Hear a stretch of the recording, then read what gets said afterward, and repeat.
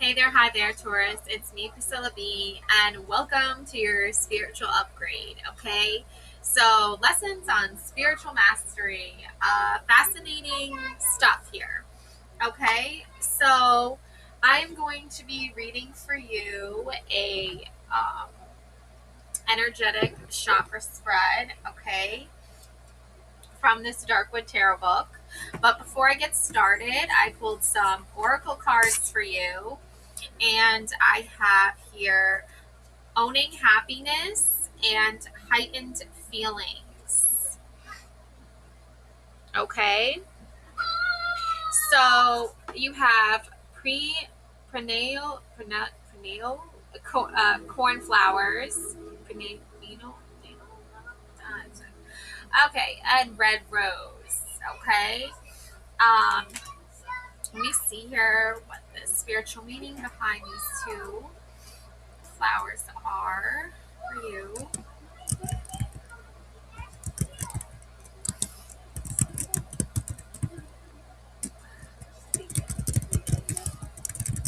Okay, so, okay, carries rich spiritual symbolism rooted in nature, mythology, and cultural history.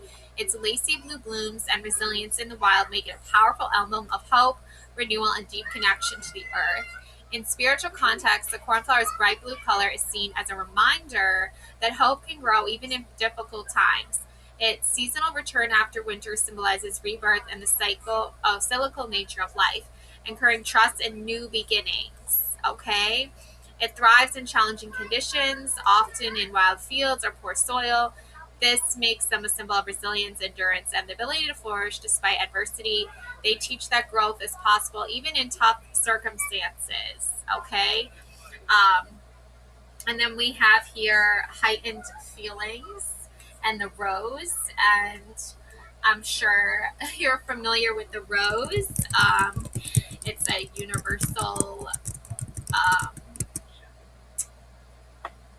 rose, a symbol of profound love and passion and devotion and spiritual connection, often representing sacrifice, courage, and the soul's journey, love and passion.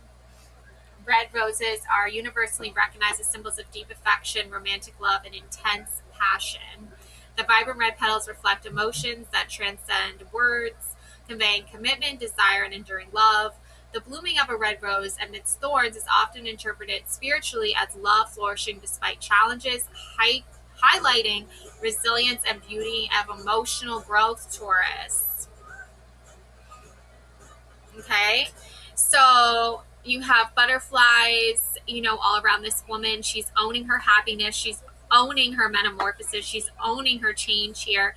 Then you have a man in like a purple, like a very dark royal purple shirt, and he's all like swarmed up in the tornado. Okay, so yeah, like I feel like he's like this. He's like caught up in the tornado of love, right? Because love sometimes feels like that. And she is like just like very like at peace, very calm with the butterflies all around her. Um, so yeah, the spiritual meaning of butterflies, of course, is transformation, metamorphosis, rebirth, the soul's journey, serving as a spiritual messengers of growth, hope, and renewal. The butterfly's life cycle from egg to caterpillar, chrysalis, and adult mirrors personal transformation. Spiritually, butterflies encourage us to embrace change, release outdated beliefs, and step into our higher versions of ourselves. Their presence often signals that personal growth is occurring or needed, reminding us that the challenges can lead to profound inner development. And I didn't know if there's a spiritual meaning behind tornadoes or not, but I mean, they're often, they're a very huge, giant, energetic um, build up, right? Of very like warm, hot weather mixed with like moist and then rapid cold combined. When I was a kid, I was like obsessed with like tornadoes and twisters. Like I thought it would be so cool to like chase them after I saw that movie Twister. And then of course, you know, my mom is like, okay, you need to be like more rational about that type of career because you could die. And I was just like, okay. Like, I was a weird kid. Okay, what can I say? Spiritually, tornadoes symbolize sudden change, inner turmoil, and transformative energy that clears the old to make way for renewal and personal growth. It is the catalyst for transformation, representing moments when life shifts rapidly and unpredictably. They signal that old patterns, beliefs, or situations may need to be released to allow for personal evolution and spiritual growth. This energy can feel chaotic or overwhelming, but it carries the potential for profound renewal. Yeah, I'm really picking up on that, Taurus. I mean, you guys, like, you have that peaceful, calm side to the transformation, and then you have that, like, maybe that's your feminine side, and then the masculine side is like, oh my God, I am, like, feeling so much passion. I'm feeling, like, so much love right now. Okay. It's really beautiful. It's really, like, I'm feeling like it's like transcending you to like new heights here. Okay. So I also have this book, Meditations on the Tarot. Okay. My friend recommended this. And so I needed inspiration for my next series. And now we have it. So I'm only going to be using Major Arcana to go with the book because the author only used Major Arcana. So to stay on that theme there. And I'm going to be using the energetic chakra spread as well. Okay. So number 1 in the energetic chakra spread is the root-based spine. Okay. This is your security. Okay, Taurus. So what is making you feel secure right now? What type of energy do we have here? Let's see here. Ooh, we've got the star, Taurus. You are this beautiful star. Yes, very peaceful, calm energy, okay? All right, so let's take a look here at the star. And we can compare the different reading, different interpretations, okay? Let's see here. Star. Inspiration, minimalism, motivation, creating new reality, emotional clearing, gifts of the heart and soul, belief, peace, pleasure, space cleared, hope, and optimism. Yeah. Yeah. That's good. That's a good place to start, Taurus. Now, let's see what Meditations on the Tarot, whoa, okay, the book has to say about the star energy.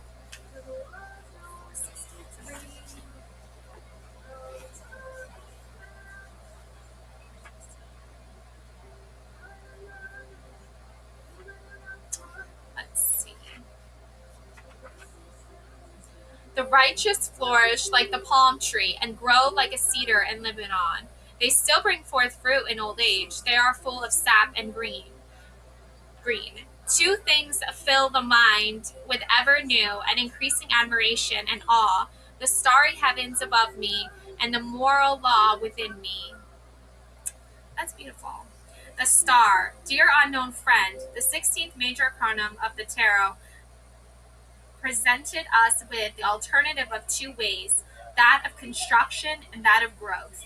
And it portrayed the dangers of the way of construction by presenting the law of the Tower of Babel to our hearts and minds. Having understood this, one is led to decide upon the way of growth.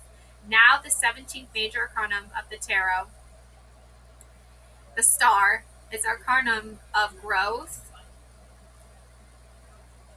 just as the 16th arcanum is that of construction. Therefore, it is a matter now of a spiritual exercise, growth devoted to growth. It is time for us to concentrate on the problem of growth and to meditate on its essential aspects with a view to arriving at a contemplation of its kernel or its mystical, gnostic, magical, metaphysical essence, in a word, at its hermetic essence. Let us therefore apply ourselves to this threefold task. A tower is built, a tree grows, The two processes have this in common, that they present a gradual increase in volume with a pronounced tendency upwards. But there is at the same time the difference that the Tau rises by leaps and bounds, whilst the tree shows a continuous elevation. This is because bricks or hewn stones are put on top of the other in the process of building the tower, whilst the microscopic bricks, the cells of a tree, multiply through division and growth in volume. It is the sap in the tree rising from the roots into the trunk and branches which renders growth of the tree possible and which makes it shoot up through the multiplication and growth and volume of its cells. Whilst the tower is dry, the tree is filled with sap in movement, which underlies both the division of its cells and their growth. In a word, it underlies the process of growth. Growth is flowing, whilst construction proceeds by leaps and bounds. And what is true of the artificial and the natural in the physical domain is also true in the psychic and spiritual domain. The righteous flourish like the palm tree, they are ever full of sap and green. But a downcast spirit dries up the bones. Here we are in the presence of a theme of the same significance as that of the astro-magical agent, the link between consciousness and action, which so much is made of in occult literature, namely the theme of the universal sap of life, which is the theme of the 17th arcanum, the arcanum of growth, for just as there is a mysterious intermediary agent which affects the passage from imagination to reality, so there is also a no less mysterious agent which affects the passage from the potential state of a seed to that of maturity, the passage from what is the only potential to its realization. This is the agent of transformation from the ideal to the real. Just as an intermediary force enters into play in the process which transformation imagination into action into an objective event, so does the play of an unknown force take place in the process of becoming, where either an acorn becomes a branched oak, or a crying infant becomes St. Augustine, or lastly a world in the state of primordial mist becomes a planetary system with forms of living beings, ensouled beings, and intelligent beings. Whatever is in its question, it does not matter whether it is the growth of an organism, the development of an individual from birth to death, or cosmic evolution. It is necessary to postulate the existence of an active agent which affects the passage from the state of that which is only potential to one of reality. For something has acted during the time in which an acorn becomes an oak, or a fertilized egg becomes a mature man, or a primordial cosmic mist becomes a planetary system, including our globe inhabited by mankind. I know quite well that this reasoning is not in accordance with the rules of the game fixed by the natural sciences. There are other rules, above all those of natural reasoning, with which this here is not only the agreement, but which is also is categorically demanded by them. Categorically, this means to say, one must either resign oneself to silence of thought with regard to problems of this order, or else reason in a way that conforms to the nature, to the structural exigencies of the reasoning that is the rule of the game in Hermeticism. It is necessary, therefore, to postulate a structural agent of growth, just as it is necessary to postulate a magical agent, acting as an intermediary between consciousness and events, if one decides to think about it. Yes, okay. This is definitely about that balance between like growth and transformation, and then structure and control.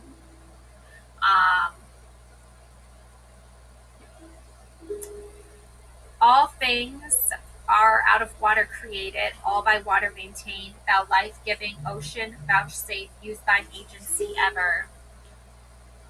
Alas ist aus Wasser und Schussbegen, alas wird durch das Wasser enthalten, außen gone uns den Wegs walten. Gauthier, Faust II. I think that's German. Yeah, the principle of continuity was portrayed in the intellectual domain in particularly impressive and fruitful way by the German philosopher Leibniz, who, moreover, wrote more in French and Latin than he did in German, proceeding in his thought according to the principle of continuity, thinking without leaps and bounds. Yeah, so, you might feel like, okay, Leibniz did not have to face the gulfs or abyss, which separate one belief from another, or one thesis from another, or one human group from another. All these are separated from their antithesis by abysses. But Leibniz threw the bridge of the rainbow of continuity. Yeah, okay. Gradual transition across them, just as red is transformed gradually into orange and orange into yellow, which in its turn is transformed imperceptibly into green, in order later to become blue, indigo, and violet. So is every thesis transformed into antithesis. Wow. Okay. So, all right, Taurus. So basically, you are like the catalyst to your own life story, and you have probably been feeling this like energetic shift where you're blending both like these constructs of like material energy that you can like feel and touch into an energy that on a molecular level you can't touch it, but you can feel it. So you're seeing the two dimensions, um, the two like different frames of like consciousness. I feel like too is like we wake up and we're like in this like 3D world where we can feel and touch things, but there's also this energy, okay? And just like the root, the base, the spine, the start of it, it's like you are feeling everything grow into a place where you can sort of like make sense of the different energetic shifts where you need to apply I feel like pressure, but like also where you need to like pull back a little bit. Like it's it's a star. I feel like the star's energy is that of like um materializing energy. I don't know why I'm getting that, but it's like turning energy into something material that you can like feel and touch. Um, this is where you get your security from, because it's like, what do you do with all this energy? Well, you create something, but what do you create? Something that you can feel, you can hold in your hand, or like, you know what I'm saying? Like, this is okay. Let's get into the sacral, your sexuality, okay? And we have exactly. We have the tower. You're literally building brick by brick a tower for yourself here. The star takes the energy and alchemizes it, right? Synthesizes it into something you can see and touch and feel. Okay? So you're building something here. This tower, what does this tower represent though? Let's see, what does this tower represent? The tower is the archetype of destruction. You're constructing destruction. You're destroying to create. Okay, who knew? Paradox. An act of release is the art of surrender. The devil is vanquished and the witch exists in the maze to discover a raging storm. A Gothic tower reaches toward the sky as a massive lightning bolt strikes it. A fireball explodes as the circular crown-like top is knocked off the square tower. The destruction of something that never fit to begin with. A storm shakes the sky. Bats scream from the tower seeking safety. A figure falls from the window. It is your old life and your old habits slipping away. 3 windows echo the number of innovation. Their pyramid shape reflects the creative principle of the universe. The devil has been greeted, defeated, and integrated. All false, inauthentic things you have created disappear and fall into ruin. Everything changes often in shockingly abrupt ways. Friendships shift. New people are attracted to your light. Opportunities come knocking. Tower moments can feel jolting and appear shocking to those around you as you make a new and empowering decisions. Don't be sidelined when those you hold dear are surprised or unable to support you at first. The tower requires adjustment from all parties. Friends and families accept you to adhere to your traditional role. Your evolution makes them reflect on their own lives. Those who count will come around as the rest fall away. New opportunities beckon. The tower is sometimes as drastic as complete life makeover, a move, a new job, a complete 180-degree turn. Other times the tower is a moment of crystal clear clarity, where there was confusion. You are reborn in an ultimate aha moment. Mayhem, destruction, collapse of what never fit to begin with, needed recalibration, shocking events, surprise aha moment, abrupt clarification, empty space. Okay? Whew. It's almost like you went through like a breakup with your old version of yourself and all the people that knew this old version of you, and like you're just like, no, I'm done with that. I don't want to be that way anymore. I don't like You're always going to be that person, but that person like had to endure and go through so much that it makes sense for you to like now show off like that you've evolved, and like tell that story, tell the story of your evolution, tell the story of your like evolvement and how you've evolved, because like in order for a species to survive we have to evolve, okay, otherwise we die. And I feel like you were dying, like spiritually. I feel like you were dying every single day. Maybe you were dealing with some kind of physical stuff as well. And I feel like little bits and pieces of you were like, I'm getting like chipped away. Like you were like, people were like, you were trying to build a tower for yourself. And people were like brick by brick, just trying to destroy, and tear it down. And you just kept building and building and building. And you're like, I need to separate completely from this like team because they're not helping me build anything. Every time I build, they destroy. Every time I reach a new point in my life where I'm like excited and happy, like a milestone I'm getting, a goal was achieved, and they weren't there to celebrate you. They weren't there to like congratulate you. They were there to mock you or like humiliate you in some way, make you feel like you didn't do anything and none of it was on you, and like they didn't want to give you any credit for any of your hard work. And yeah, so you have to just kind of say, you know what, I want to be around people who actually are going to give me credit now. I want to be around people who actually support me. I want to build something for myself that's solid and beautiful and amazing and wonderful. And the people that really truly support that are going to be the people that show up in your life. They're going to be the people that let you know, like, yes, you're on my mind. Yes, I think about you. Yes, like, I'm not going to forget you. Like, and we all go through our own personal stuff, but it's the people who are like kind of like reassure you, they kind of let you know, like, I get it, you're going through something, um, and like, I'm going through something too, like, but we're like, let's not forget about each other, that sort of thing. That creates a real, like, human connection, like a real, like, pure human bond. That's a real, true, authentic friendship right there and connection right there. So you'll know the difference because you'll feel it energetically, whereas if you're around someone who's like trying to tear you down constantly, that's not a friend. Or someone who goes behind your back and talks about your business, that's not a friend either. Okay?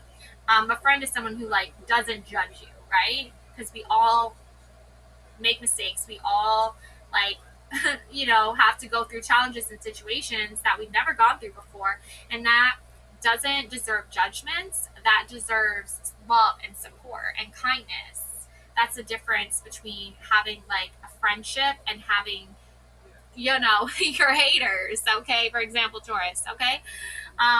So let's move into solar plexus, your power. We have temperance.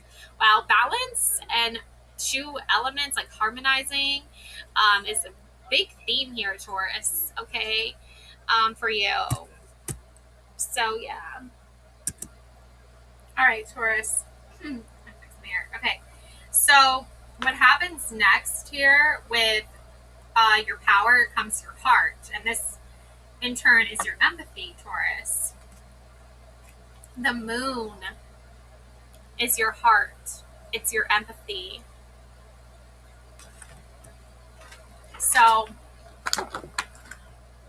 the moon here Okay. This is definitely about reflection. Okay, like how you see yourself, not how others perceive you, but what makes you feel authentic and true to your own design, to your own feelings, to your own emotions. The moon is the archetype of mystery, Taurus. Okay, portents are seen in the mind's eye and felt in the body. A full moon rises, it outshines all celestial objects, the shadow which feels a stirring deep within her. A body rises from the waters as if the moon were a magnet birthing a fully formed woman from the murky depths. The moon reflects new possibility rising from your subconscious to fill the space you have created. The moon is odd and unfamiliar. It is something new taking form. The moon is uncanny, mysterious, psychic, and dangerous because original creations are rarely familiar. It can be downright frightening and scary to encounter something you can't identify. This is why the things we desire often frighten us, Taurus. New possibilities, new ways of being draw familiar responses from us. The moon card gently lets us know we can support what is rising. The time is at hand. This is the birth of what always existed within. The subconscious communicates directly with your highest consciousness. There, it's no interference. This urge, desire, and new way can rise through the moon's reflected light. Sacred imagination is activated. Visions of the future portents are seen in the mind's eye and felt in the body. The lady rises from lunar subconscious depths as the pregnant moon rises in the night sky. Two wolves howl, reflecting our animal instincts. Dual Gothic towers foreshadow the evolution of what is to come. What will be built? A path leads from the water to a distant mountain. This is the path of completion. What rises is sure to become real. Dreams, nighttime, psychic activity, and the paranormal. That's not a word. Paranormal. I just made up a word. Okay. An idea, thought, or thing inside your subconscious is ready to rise and be seen. Imagination, visions, and dark magic. Okay? Stay away from mania, deception, and mental illness. Crossing the line into madness, unable to find the line between sanity and insanity. Blurred vision, entrapment, obscuring the truth, blaming outer circumstances for inner turmoil. That's the thing you got to stay away from, Taurus. Okay? You can offer a helping hand or give some general advice on how you handle situations or challenges like this for yourself to others. However, it's not an energy you want to stay in indefinitely, okay? Because then it will just slowly chip away at you, like I was saying. Like, you're trying to build a tower here, you're trying to stay in your power here. That's only going to happen if you believe it's going to happen, and if you stay true to that path. The path between these two towers, this is your divine path. This is your spiritual journey here. These two towers represent, I feel like, a masculine and a feminine energy that together, working together and creating a path, one unified path here. Okay? So don't get distracted by people's, problems that they have to solve on their own and do their own shadow work. Okay? You can have empathy because you've been through a situation like that before, but at some point you do need to take a break for yourself. Okay? Throat, and we have your speech. We have the High Priestess. You are speaking your truth. Okay? So the High Priestess is pretty much like the truth sayer. Like, she delivers the honest truth, even if it's like hard for people to process or understand.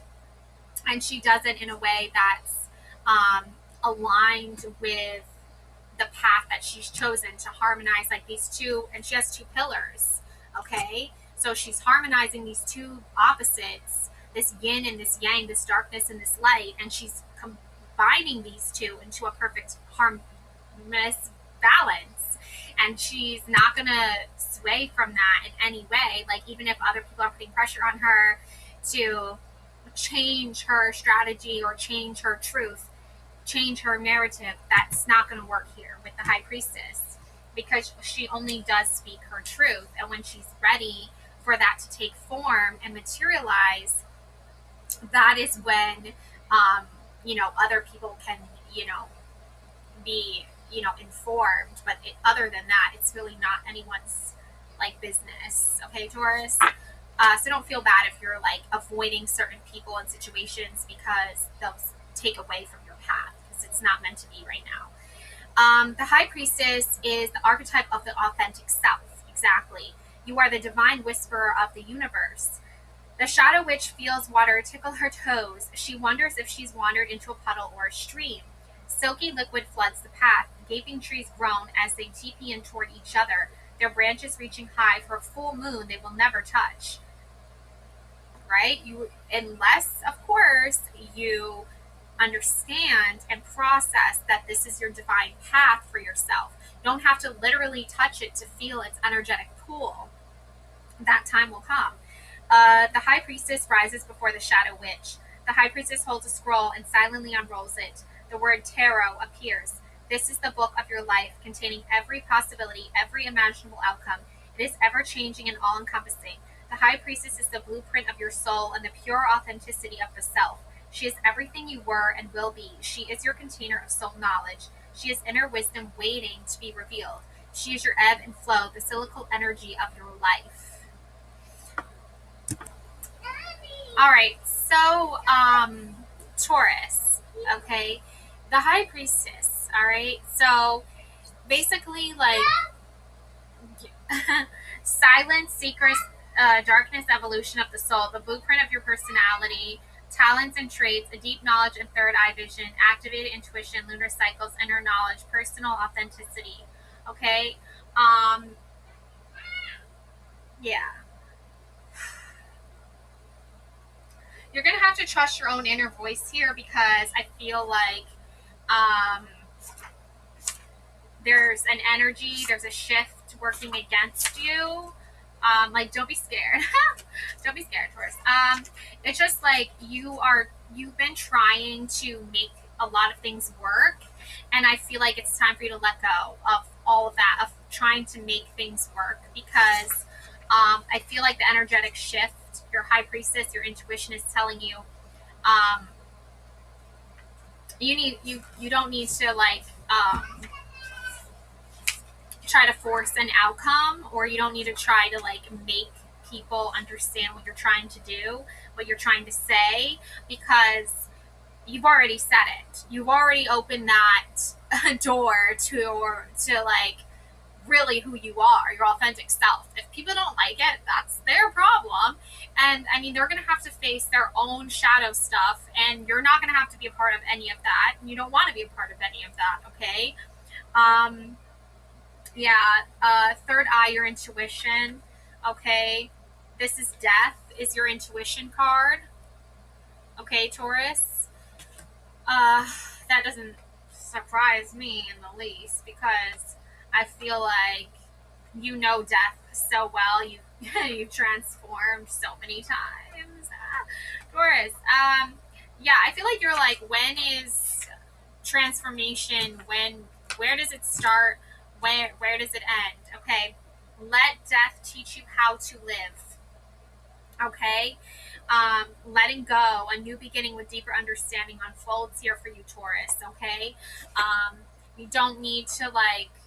There's like a death of a relationship. There's a death of a certain energetic connection with a narcissist that you've put an end to.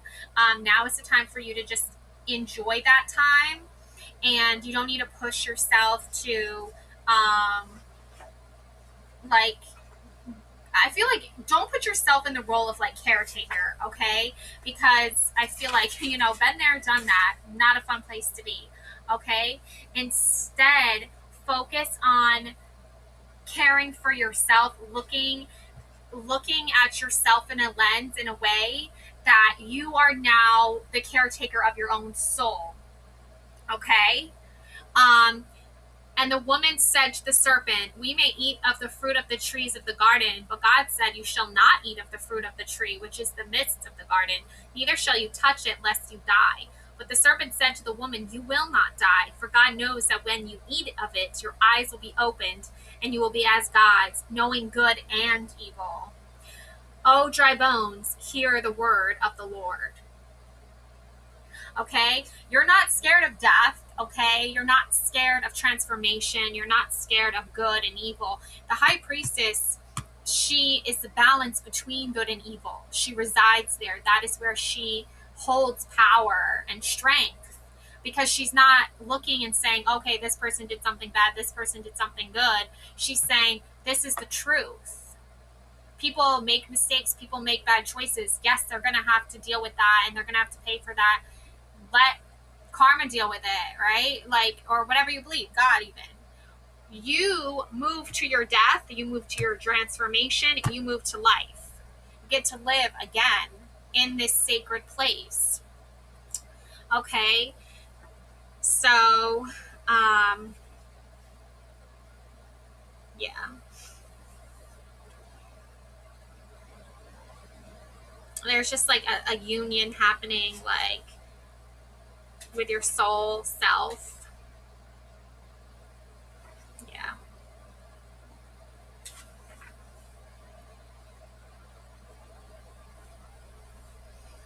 Light drives out darkness. The simple truth is the practical key to the problem of how to combat demons.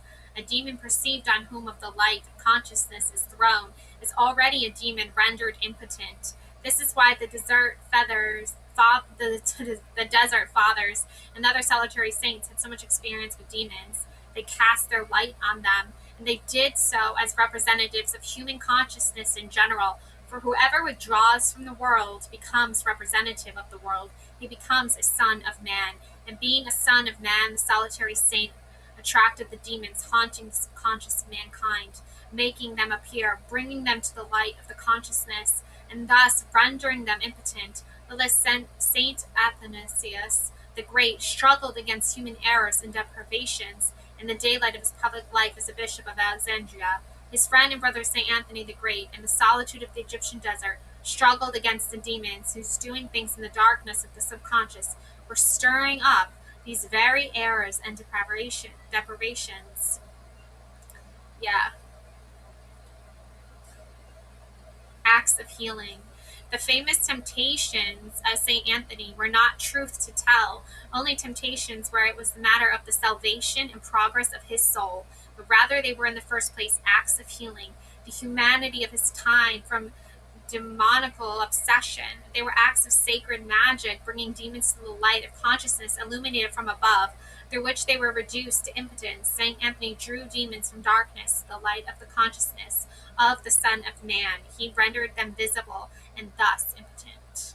And I feel like, impotent, is a strong word to, like, describe someone who, like, doesn't want to, like, be, looked at in a sexual way, or have that going on in their life. However, it's like sometimes we need to take time to ourselves and to look inward, to face our own truth, our own reality, our own authenticity, and to understand that what it says here is that we are healing. We don't always constantly need to be, like, on. We don't always constantly need to be, like, attracting attention. We don't always constantly need to be, like, having a spotlight on us. Sometimes we need to go into the darkness to find the truth. And sometimes that means solitude. Sometimes that means taking a break. Sometimes that means a journey of being alone. That doesn't mean you're, like, not a sexual being, or you're not somebody with, like, desires and things like that. That's not what that means. It means when we put ourselves on display in, like, such a vulnerable, open way through such the act of being sexual, that is a very vulnerable, really, like, sacred experience that a lot of people view as, like, something that they take very seriously. And if we try to, not respect that about them, and we try to put them down about that, that's not okay. And I know you're not like that, Taurus. I'm just saying, you probably have experienced people like criticizing you for your own behaviors. It's like, you're allowed to be who you want to be when you want to be that person. You don't need to like stress like what other people think of you so much. Easier said than done. I know, Taurus, easier said than done, right? But then we have the crown, your highest self, the Hierophant, the spiritual teacher, the guru, the mentor, the priest, the pope, whatever, spiritual leader you associate with.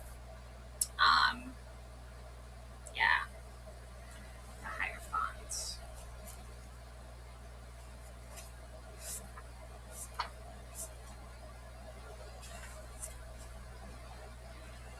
The passing on of a lineage and holy teachings, religious historic texts, and ritualistic implements, external spirituality, religious structures and institutions, belief systems that are instilled rather than experienced, societal norms and expectations, teachers and students, mentorship, the sharing of information. What lesson are you learning? I mean, you've already learned, right, Taurus? You're like, I already learned my lesson. Now it's time for the rewards.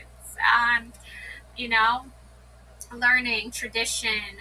The Hierophant represents tradition, spiritual guidance, and shared wisdom. It encourages learning values in alignment with meaningful beliefs. There is always something new to be learned. Set aside time to expand your knowledge. Honor age-old traditions. You may be taking on more traditional roles in the relationship. It could also point to more definition or structure in a relationship. Ensure you are staying up to date with industry. You may find a mentor or become a mentor. Yeah. And, there are going to be people that refuse to change, right? Men.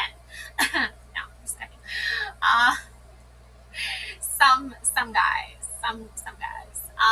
Not all guys, just some. But that's okay because you are learning. You are changing through the experience, through the evolution, through the evolving, through the spiritual upgrade. You are changing, Taurus. You are transforming. You are dying so that you can be reborn into who you've always been on the inside, your authentic self. It's just that there's been layers and layers, like brick by brick. People have been trying to like bury you alive pretty much, for a really long time, Taurus. But just like in that scene, I don't know if you've ever seen Kill Bill, but there's a scene where Black Mamba, okay, she is buried alive and buried, whatever. And sometimes I just say random things. I don't know. That's just who I am. Anyways, and she channels in her mentor. I'm not gonna remember his name. Let me look it up for you. Let's see.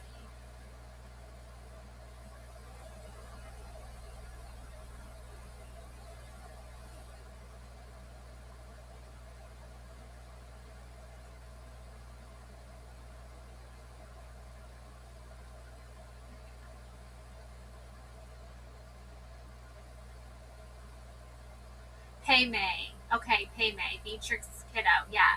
So, Pei Mei teaches her how to break through the wood with her hand, with just her hand, and that she channels Pei Mei when she's buried alive in the cemetery, and she breaks through the coffin and she digs her way like through the dirt until she's out of it.